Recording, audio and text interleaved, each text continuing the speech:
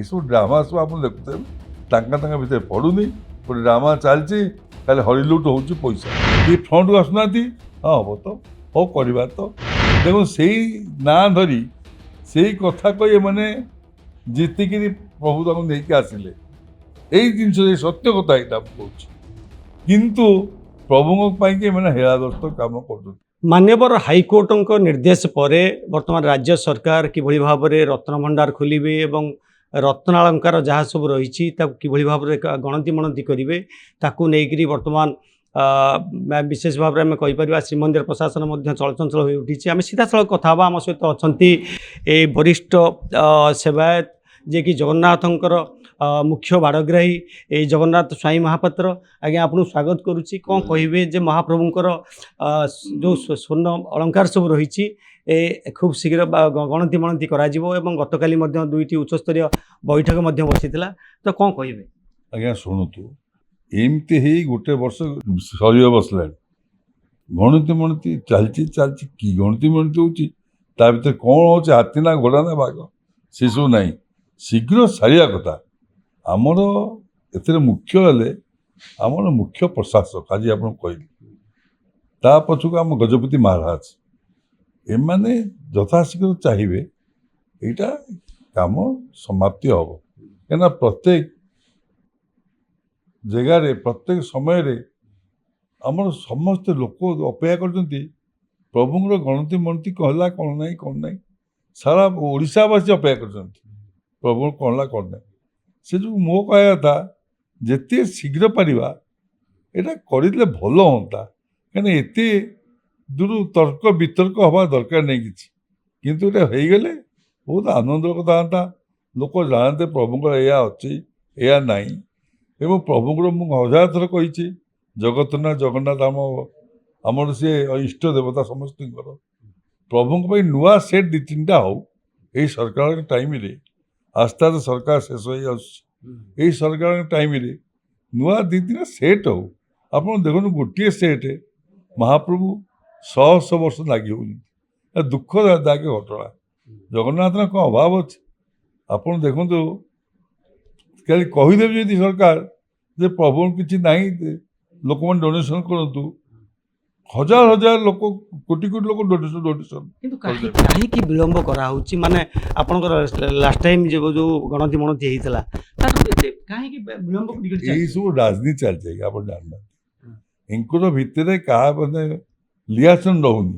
ସରକାରଙ୍କର ଯେଉଁ ମନ୍ତ୍ରୀମାନେ ଅଛନ୍ତି ତାଙ୍କ ଭିତରେ କୌଣସି ରିଲେସନ୍ ରହୁନି। ଏଇଟା ଅପ୍ରିୟ ସତ୍ୟ କଥା ମୁଁ ଆଜି ଆପଣଙ୍କୁ କହୁଛି। ମୁଖ୍ୟ ପ୍ରଶାସକ କ'ଣ କରିବେ ଯଦି ଦେଖେ, ଯଦି ମନ୍ତ୍ରୀ ଚିଫ୍ ମିନିଷ୍ଟର ଧରିବେ ନା ଏଇଟା କାଲି ହେବ ନା ହେବ, 100 ହେବ, କାହିଁ ନ ହେବ, 100 ହେବ। ଏଙ୍କଙ୍କ ଭିତରେ ପୁରା ଭିଡ଼ା ଭିଡ଼ଉଛନ୍ତି, କିଏ ଫ୍ରଣ୍ଟକୁ ଆସୁନାହାନ୍ତି, ହଁ ହେବ ତ, ହଉ କରିବା ତ। ଦେଖନ୍ତୁ ସେଇ ନାଁ ଧରି ସେଇ କଥା କହି ଏମାନେ ଜିତିକିରି ପ୍ରଭୁ ତାଙ୍କୁ ନେଇକି ଆସିଲେ। ଏଇ ଜିନିଷ ସତ୍ୟ କଥା ଏଇଟା ମୁଁ କହୁଛି, କିନ୍ତୁ ପ୍ରଭୁଙ୍କ ପାଇଁକି ଏମାନେ ହେଳାଦସ୍ତ କାମ କରୁଛନ୍ତି। କିନ୍ତୁ ହାଇକୋର୍ଟଙ୍କ ନିର୍ଦ୍ଦେଶ ଆସିବା ପର୍ଯ୍ୟନ୍ତ କାହିଁ କଥା ଗଲା? ହାଇକୋର୍ଟ ନିର୍ଦ୍ଦେଶ ଆସିବ, ସୁପ୍ରିମକୋର୍ଟ ନିର୍ଦ୍ଦେଶ ଆସିବ, ଏମାନେ କାର୍ଯ୍ୟକାରୀ କଲେ ତ ହେବ। ସିଏ ତାକୁ ଦେଖଉଛି ତାକୁ ଦେଖଉଛି। ଆପଣ ଭାବନ୍ତୁ କି କାମ ଇଏ, ଯଦି ସରକାର ଜିଦ୍ ଧରିବେ ମୋର 8 ଦିନ କି 15 ଦିନ କାମ ସରିବା ଦରକାର, ଦେଖନ୍ତୁ ନିଶ୍ଚୟ ସରିଯିବ। ଆଉ ମୁଖ୍ୟ ପ୍ରଶାସକ କ'ଣ କରିଛି ଯେ, ମୁଖ୍ୟ ପ୍ରଶାସକ ଜଣେ ଗଭର୍ଣ୍ଣମେଣ୍ଟ ସର୍ଭେଣ୍ଟ, ସିଏ ତ ଆଉ ଜୋର କରି କହିପାରିବେନି, ତାଙ୍କର ଯେତିକି ବି ସୀମା ଭିତରେ ରହି ସେ ସେତିକି କହିବେ। ଆଚ୍ଛା, 5 କୋଟି ଟଙ୍କା ଯେଉଁ ବ୍ୟବହାର କରାଯାଇଛି କେବଳ ଗଣତି ପାଇଁ, ଆଜ୍ଞା 5 କୋଟି ସେଠି 500 କୋଟି ହଉ, ଜଗନ୍ନାଥଙ୍କ ଅଭାବ ଅଛି? ପ୍ରଭୁଙ୍କର କିଛି ଅଭାବ ନାହିଁ। ଜଗନ୍ନାଥ ମାଲିକ ସିଏ। ଏଇମାନେ 5 କୋଟି 3 କୋଟି 10 କୋଟି କରି ବେକାର କଥା। ଏହା ଶୁଣିଲେ ବି ଖରାପ ଲାଗୁଛି। ଏହା ଶୁଣିଲେ ଆପଣ ଭାବୁନାହାନ୍ତି କେତେ କାମ କାହିଁ 5 କୋଟି ଖର୍ଚ୍ଚ କର, ତ କରିକି ପବ୍ଲିଶ କର, ଦେଖାଅ ଯେ ଏଇଟା ଆମେ କରିକି ଦେଖେଇଲୁ। ଦେଖନ୍ତୁ ରୂପାଟା ତ ପଡ଼ି ରହିଲା, କାମିଲା କଥା ଆସିକିରି ଅନେକ ଅଳଙ୍କାର ସବୁ ନଷ୍ଟ ହେଲାଣି ପଡ଼ିଲାଣି। ଏଇ ଗୋଟେ ଜିନିଷ ମୁଁ ସବୁବେଳେ ବବୁଉଛି, ପ୍ରଭୁଙ୍କର ନୂଆ କାମ ହଉ।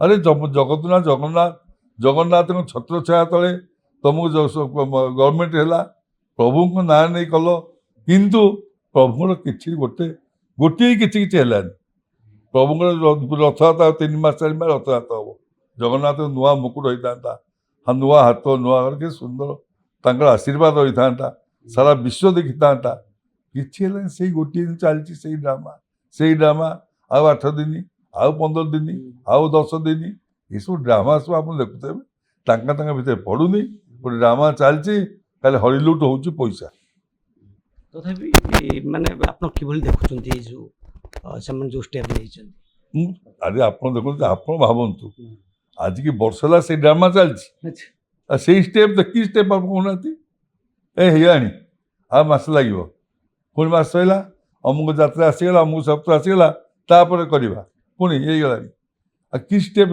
କ'ଣ ଆଉ ଗୋଟେ କଥା ଯେ ଯେଉଁ 5 କୋଟି ଟଙ୍କା ବର୍ତ୍ତମାନ ବ୍ୟବହାର କରାଯାଇଛି ରାଜ୍ୟ ସରକାର କରିଛନ୍ତି ତାଙ୍କୁ ତ ନିଶ୍ଚିତ ଭାବରେ ଖର୍ଚ୍ଚର ତାଲିକା ଦିଆଯାଇଥିବ ଯାହାଦ୍ୱାରା କି 5 କୋଟି କ'ଣ ସେଥିରେ ହେବ ବୋଲି ଆପଣ ଜାଣିଛନ୍ତି ଆପଣଙ୍କର ତ ଅଭିଜ୍ଞତା ଅଛି 5 କୋଟି କ'ଣ ଖର୍ଚ୍ଚ ହେବ ମୋ କହିବା କଥା 5 କୋଟି ଦେଲେ ତାଲିକାଟାକୁ 5 କୋଟି ଟଙ୍କା କ'ଣ ଖର୍ଚ୍ଚ ହେବ ସେମାନେ ପବ୍ଲିଶ କରନ୍ତୁ ଯେ 5 କୋଟି ଏତିକି ଟଙ୍କା ଖର୍ଚ୍ଚ ହେବ ପବ୍ଲିକ ଜାଣନ୍ତୁ ସମସ୍ତେ କ'ଣ 5 କୋଟି ଖର୍ଚ୍ଚ ହେବ 5 କୋଟି କ'ଣ ଖର୍ଚ୍ଚ ହେବ ଆସିଗଲା ପଇସାକୁ ଆସିଗଲା ଆଗରୁ ପଇସା ପଡ଼ିନଥିଲା ଏଇନେ ପୁଣି ପଇସାକୁ ଆସିଗଲାଣି এটা ঠিক নয় আচ্ছা গতকালি আমি ଯେଉଁ বৈঠক ବି ବସିଥିଲା ଏବଂ ଛତିଶା ନିଜରେ ବି ମଧ୍ୟ ଆଲୋଚନା ହେଇଛି ଏବଂ ସ୍ୱତନ୍ତ୍ର ବୈଠକ ମଧ୍ୟ ହେଇଥିଲା ରତ୍ନଭଣ୍ଡାର ଗଣତିଗଣତିକି ନେଇକରି କିନ୍ତୁ ରାଜ୍ୟ ସରକାର ଯେଉଁ ଏସ୍ଓପିକୁ ଆପ୍ରୁଭ୍ କରିକି ସେ ପଠେଇଲେ ତାକୁ ନେଇକି ତୁମେ ମହାପ୍ରଭୁଙ୍କ ପାଖରେ ସମର୍ପଣ କଲ ଏବଂ ତାକୁ ନେଇକରି ବୈଠକ କଲ ଆଲୋଚନା କଲ ଡିସ୍କସନ୍ କଲ କିନ୍ତୁ ସେଠି ସେ ବିଷୟରେ ଗୋଟେ ପଦବୀ କୁହାଗଲାନି କହିଲେ ଏବେ ସେଟା କୁହାଯିବନି ଏଇଟା ଲୁଚିବାର କ'ଣ କାରଣ କିଛି ନାହିଁ ବୈଠକ ବସିଲା ସେଟା କ'ଣ ହେଲା ଆପଣ କହିଲେ ଏସବୁ ଯୋଉ କହିଲେ ଠିକ କଥା କହିଲେ ତା ବୈଠକଟା ବସିକି ଲାଭଟା କ'ଣ ହେଲା ତୁ ଛତିଶା ବୈଠକ ବସିଛି କିନ୍ତୁ ହାତ ଟଙ୍କା ତାର କାମ ଚାଲିଛି କାମ କ'ଣ ଅଛି ଲୁଚିବାର କ'ଣ ନାହିଁ କାହିଁକି କାଲି କିଛି କହିଲେନି ଗୋଟେ ଗୋଟେ ଗୋଟେ ଉପରେ ଆଲୋଚନା ହେଲା ମୁଖ୍ୟ ପ୍ରଶାସକ କହିଲେ ଯେ ରାଜ୍ୟ ସରକାରଙ୍କ ପାଖକୁ ଆମେ ଯେଉଁଟା ପଠାଇଥିଲୁ ସେଟା ହେଉଛି ସେ ଆପ୍ରୁଭ୍ କରିଛନ୍ତି ଏବଂ ସେ ସେଟାକୁ ପଠାଇଛନ୍ତି ଆମେ ଆଜି ମହାପ୍ରଭୁଙ୍କୁ ସମର୍ପଣ କଲୁ କିନ୍ତୁ ତା ସମ୍ପର୍କରେ କ'ଣ କ'ଣ ନାହିଁ ପୁରା ଡିଟେଲ୍ସ କିଛି କହିଲେନି ସେଇଟା ରାଜ୍ୟ ସରକାର କ'ଣ ଦେଲେ କ'ଣ କହିଲେ ଦେଲେନି ଏଇଟା ଉଚିତ ନୁହଁ ଲୋକ ମୋ ସବୁବେଳେ କହିଛି କହିବା କଥା ଏସବୁ ଜିନିଷ ନୁଚାଚୁରା କ'ଣ ଅଛି ସାରା ବିଶ୍ୱର ବ୍ରହ୍ମାଣ୍ଡର ମାଲିକ ଜଗନ୍ନାଥ ବଡ଼ ଦୌଳ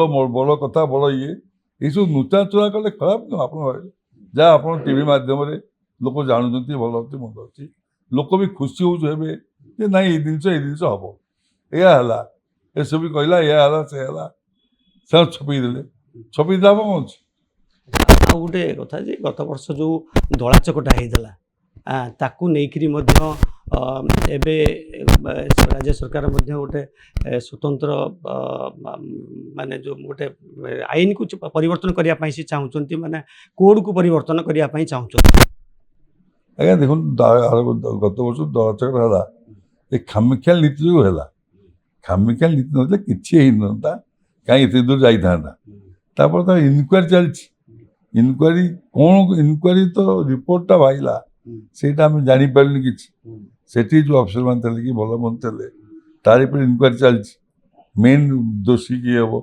ମାଜିଷ୍ଟ୍ରେଟ୍ କିଏ ଥିଲେ ତା କାହା ଇଏ ଚାଲିଥିଲା ସେଇଗୁଡ଼ା ଦେଖିବା ଦରକାର ସରକାର ତାପରେ ଆମେ ଏଇଟା କହିବା ଉଚିତ ନୁହଁ ସରକାର ତାପରେ ଆକ୍ସନ୍ ନେବେ ନିଶ୍ଚିତ ଭାବରେ ଆମେ କଥା ହେଉଥିଲେ ଜଗନ୍ନାଥ ସ୍ୱାଇଁ ମହାପାତ୍ରଙ୍କ ସହିତ ତାଙ୍କର କହିବା କଥା ହେଉଛି ମହାପ୍ରଭୁଙ୍କ କାର୍ଯ୍ୟରେ କୌଣସି ଜିନିଷକୁ ଲୁଚେଇବା କଥା ନୁହେଁ ସବୁ କିଛିକୁ ପବ୍ଲିକ୍ ପାଖରେ ସୂଚନା ଦେବା ଦରକାର ଏବଂ ସମସ୍ତେ ଜାଣିବା ଦରକାର ଏବଂ ମହାପ୍ରଭୁଙ୍କ କାର୍ଯ୍ୟ କିଭଳି ଭାବରେ ସୁରୁଖୁରୁରେ ହେବ ତାହା ଉପରେ ରାଜ୍ୟ ସରକାର ହୁଅନ୍ତୁ ବା ଶ୍ରୀମନ୍ଦିର ପ୍ରଶାସନ ହୁଅନ୍ତୁ ନିଷ୍ଠାର ସହିତ କାର୍ଯ୍ୟ କରିବା ଦରକାର ପୁରୀର କ୍ୟାମେରା ପର୍ସନ ବିଶ୍ୱନାଥଙ୍କ ସହ ସଞ୍ଜୟ ମହାପାତ୍ର ରିପୋର୍ଟର ଟୁଡେ।